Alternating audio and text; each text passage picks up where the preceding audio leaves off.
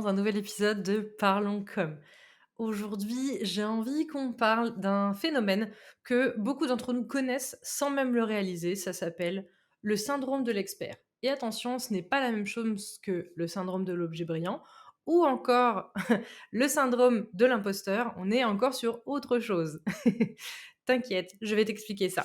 Est-ce que tu t'es déjà retrouvé à parler de ton travail devant des personnes et en face de toi, tu as des gens avec des yeux grands écarquillés qui ne comprennent pas ce dont tu parles? Potentiellement, ça peut être un des symptômes du syndrome de l'expert. Je vais t'expliquer un petit peu d'abord qu'est-ce que c'est, ensuite comment est-ce que ça peut toucher les gens, puis on va dire les dangers, les pièges à éviter du syndrome de l'expert et ensuite quelques petits conseils pour éviter justement de tomber dans ces pièges-là. Le syndrome de l'expert, déjà, pour bien comprendre, c'est lorsqu'on va avoir tendance à oublier que ce qui nous semble évident pour nous ou facile à faire ne l'est pas forcément pour les autres. Et ça, c'est vrai qu'en tant qu'expert dans notre domaine, que ce soit à titre d'ailleurs pro ou perso, c'est quelque chose qui va être important. Parce que justement, on va pas forcément se rendre compte que c'est pas évident pour tout le monde, puisque nous, on est passionnés ou on est expert depuis plusieurs années dedans, et donc ça nous paraît évident, facile. Ça peut faire en sorte que certaines personnes ne comprennent pas forcément le jargon que l'on utilise, ne comprennent pas forcément notre manière de réfléchir ou la passion que l'on peut avoir pour ce dont on parle. Donc ça peut des fois poser des petits problèmes. Ce syndrome, il peut toucher un petit peu tout le monde parce que tu sois dans ta sphère pro ou dans ta sphère perso, que tu sois entrepreneur ou que tu sois salarié, tu peux justement, on va dire, subir ce syndrome de l'expert si tu fais pas forcément attention. Peu importe ton niveau d'expertise, t'es pas obligé d'avoir 30 ans d'expérience dans quelque chose pour avoir ce syndrome de l'expert sans forcément t'en rendre compte, d'accord? Donc c'est vraiment important de l'avoir en tête. Je te donne un exemple très simple. Un développeur, il va aller expliquer son code à un client en utilisant des termes très techniques, en expliquant tout ça. Il va pas forcément se rendre compte que le client ne comprend pas, en fait, et qu'il est perdu. Ou alors, on a un artisan qui va peut-être sous-estimer la valeur de son travail en se disant: bah oui, mais c'est facile de faire ça. Sauf que non, pour lui, c'est facile, mais pas pour les autres. Un plombier qui va venir, je sais pas, dépanner une fuite d'eau. Lui, c'est son travail de tous les jours, il est payé pour, il a l'habitude, il sait où aller, où regarder, etc. Et donc pour lui, c'est facile. Moi, tu me demandes de le faire, c'est pas mon métier, je suis pas forcément très à l'aise avec ça, je suis clairement pas plombière. Donc pour moi, ça va être difficile. Et c'est pareil pour tout. Je reprends l'exemple de Charlotte avec qui je travaille régulièrement, qui d'ailleurs on a fait un épisode ensemble où on parle de suivre ses statistiques et ses données chiffrées. Et justement, elle adore ça, elle adore suivre des chiffres, elle adore suivre des statistiques, elle adore créer des tableaux de bord, des tableurs, etc. Beaucoup de gens que je connais détestent ça, détestent les chiffres, détestent rentrer des données dans un tableur, détestent analyser un tableur. Elle, à l'inverse, c'est facile et elle aime ça. Donc pour elle, elle pourrait avoir ce syndrome de l'expert, de se dire: ah bah si je dois analyser des données pour un client, comme pour moi c'est facile, je vais pas forcément lui facturer cher parce que j'estime pas que ça vale super cher. Sauf que de l'autre côté, le client, lui, il se dit: j'ai trouvé quelqu'un qui sait le faire, qui aime le faire, qui le fait bien, qui le fait rapidement, efficacement et qui arrive en plus à transformer ça en quelque chose de compréhensible et on va dire peut-être pas de fun, mais au moins de facilement compréhensible et donc accessible. Et ben du coup, pour lui, ça peut valoir de l'or. Ça aussi, c'est quelque chose qui peut arriver, c'est qu'on va potentiellement se dévaluer, donc attention à ça. Et justement, dans, on va dire, les dangers du syndrome de l'expert, il y a notamment le fait de créer du contenu pas adapté. Je vais t'expliquer ça de manière très concrète parce qu'il y a beaucoup de personnes qui le font sans s'en rendre compte. Quand on a le syndrome de l'expert, on est persuadé justement que donc tout ce qu'on sait, tout le monde est capable de le savoir. Qu'en une recherche Google, c'est facile de le trouver.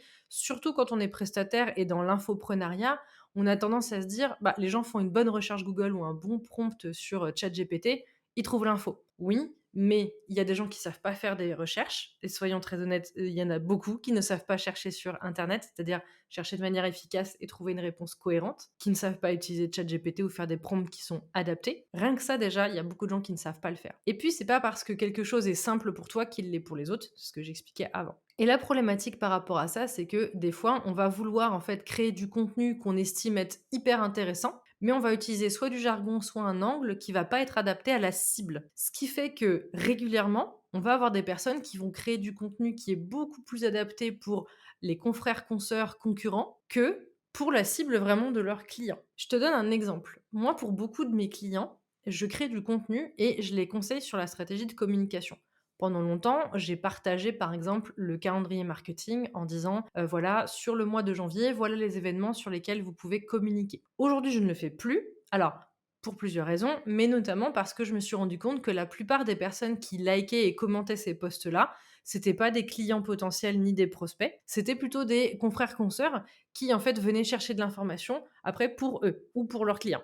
Ça me gêne pas de faire ça. Ce que je veux dire, c'est que j'ai pas arrêté en me disant: «Oh mon Dieu, la concurrence vient voir mes contenus, j'arrête». Non, c'est pas ça qui m'a fait arrêter. C'est juste que je me suis rendu compte que je créais du contenu qui était pas utile à ma cible et donc du coup, qui ne me rapportait pas, on va dire, de retour sur investissement, en termes de temps, d'argent, de prospection ou autre et donc bah, je crée du contenu, on va pas dire pour rien, mais presque. Donc j'ai préféré recentrer ma création de contenu sur des choses qui parlent vraiment à mes clients et qui va vraiment les aider à aller plus loin. Notamment, par exemple, les clients pour lesquels je crée du contenu, les marronniers du mois de tel mois, techniquement, ils s'en fichent parce qu'on en parle déjà en amont pendant nos réunions où on fait le point sur leur création de contenu.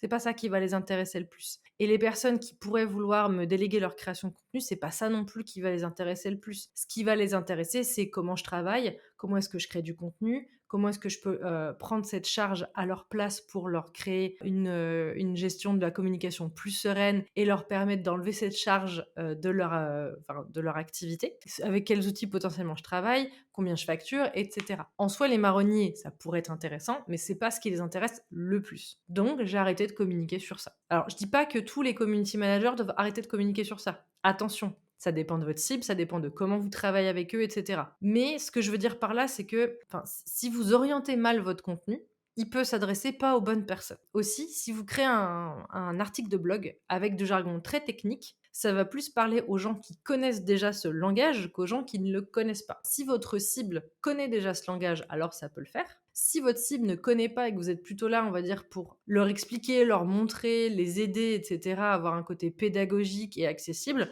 alors du coup, ça va pas être pertinent parce que votre cible va pas comprendre de quoi vous parlez, ça va pas l'intéresser, elle va pas rechercher les termes que vous avez utilisés, donc votre référencement, il va être peut-être pertinent, mais pas pour toucher les bonnes personnes. Donc le syndrome de l'expert, c'est vraiment quelque chose qui peut malheureusement vous desservir. Justement, je vais te donner quelques petits conseils pour éviter de tomber dans le syndrome de l'expert et faire attention à ta création de contenu ou ta manière d'échanger avec ta cible ou ton audience. Premier conseil, je te conseille du coup de simplifier ton discours. Alors, on n'est pas là non plus pour parler à des bétos, hein, on est d'accord.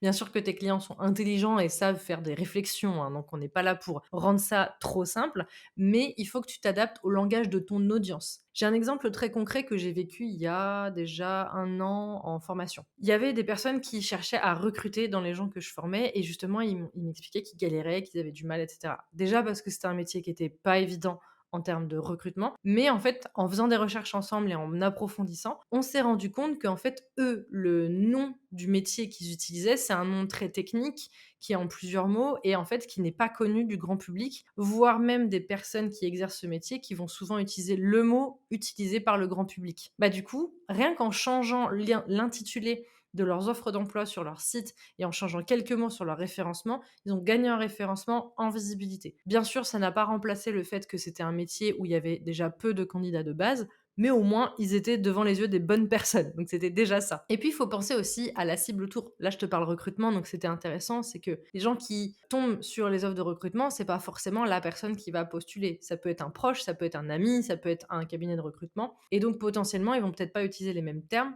Donc pense aussi à quels sont les termes que ton audience a l'habitude d'utiliser pour trouver, chercher et s'intéresser à ton contenu et utilise-les pour que justement tu puisses, être facilement devant eux et que ton contenu arrive auprès des bonnes personnes. Deuxième conseil, valorise ton savoir-faire. Ça aussi, c'est très important. J'ai vu plein de contenus passer là-dessus que je trouve vraiment très intéressants qui disent par exemple justement, se facturer à l'heure, c'est vraiment horrible, notamment quand tu commences à te développer et à monter en compétences. Pourquoi? Parce que en général, quand tu montes en compétences, tu vas plus vite, tu es plus efficace. Et donc, si tu factures à l'heure, tu y passes moins de temps. Donc, plus tu es efficace, moins tu es payé. Pas ouf, hein? Et donc, par rapport à ça, la seule technique que tu as, c'est d'augmenter ton tarif horaire. Et c'est vrai qu'au bout d'un moment, il y a des personnes qui vont dire moi, vous payez 300 € de l'heure, ça me convient pas. Alors que vous payez 300 € pour un forfait qui comprend tout ça, bah, ça passe beaucoup mieux auprès de la plupart des clients. Et puis surtout, il y a un peu un côté aussi de dire alors on pourrait, avoir le discours vraiment en disant, «Vous me payez 300 € de l'heure parce que je suis efficace et que ça va me prendre 1 heure au lieu de 5 par exemple. Et donc évidemment, 5 heures, même si on était à, je sais pas, 100 € et ben, on est quand même beaucoup moins cher à 300 €. Ce que je veux dire par là, c'est ne sous-estime pas et pense à valoriser ce que tu sais faire. Dis-toi qu'il y a des gens qui détestent faire ce que tu sais faire et ce qui, toi, te passionne. Donc déjà, ces gens-là, ils vont se dire: «Enfin quelqu'un qui veut bien faire ça à ma place». Donc ça va être important pour eux. Et puis il y a des gens aussi, c'est pas qu'ils aiment pas, mais vraiment ils savent pas faire, ils sont perdus, ils se sentent pas à l'aise avec ça. Avoir quelqu'un qui sait faire et qui sait bien faire et qui aime ça et qui a ce côté où il est capable d'expliquer et d'accompagner la personne, en tout cas moi c'est comme ça que je le fais dans mon business, bah, c'est souvent très apprécié. Donc rappelle-toi que justement ce qui te semble simple ne l'est pas nécessairement pour les autres. Dernier conseil, teste ton message. C'est très important parce que avant de partager du contenu, n'hésite pas à le faire relire par quelqu'un qui potentiellement fait partie de ta cible, mais qui ne connaît pas forcément ton jargon ou autre. Pour vérifier que ton discours est bien adapté et bien accessible, ça va être important. S'il comprend, c'est bon signe, tu peux y aller. Donc avoir quelqu'un sous le coude qui peut relire tes contenus, qui n'est pas forcément dans ton domaine d'activité, ça peut vraiment aider en termes de, compréhension. Attention cependant, comme je disais précédemment, si ta cible est déjà à un niveau avancé d'expertise, il faut que tu t'adaptes à elle quand même. Donc dans les personnes qui peuvent t'aider à relire ton contenu, il faut trouver quelqu'un qui idéalement a le même niveau d'expertise que ta cible. D'accord? Parce que comme ça, au moins, normalement, elle est sur les mêmes compréhensions. Donc ça va être important pour toi. Pour conclure cet épisode, le syndrome de l'expert, c'est vraiment un petit piège dans lequel c'est facile de tomber. Et moi, je suis tombée dedans plein de fois. Donc t'inquiète pas, c'est normal. Ce qu'il faut, c'est juste prendre conscience de ces biais-là, en fait, d'être capable de voir qu'ils existent et qui peuvent t'affecter et qui peuvent affecter ta communication, aussi bien, on va dire, communication, réseaux sociaux, site internet, etc., que ta communication verbale aussi, parce qu'il faut que les gens comprennent ce que tu dis, c'est important. Si tu veux faire passer un message efficacement, pense à te poser ces petites questions-là en avance et vérifie que tu n'es pas en train de faire un post ou un article ou un podcast ou une vidéo qui soit vraiment trop orienté expert et potentiellement qui, au lieu de s'adresser à ta cible, s'adresse à tes concurrents. Parce que c'est pas avec eux que tu veux travailler, sauf si tu es en recherche de partenaires, mais ça, c'est un autre sujet. Donc la prochaine fois que tu partages tes connaissances, pense à vérifier ces 3 petits points-là.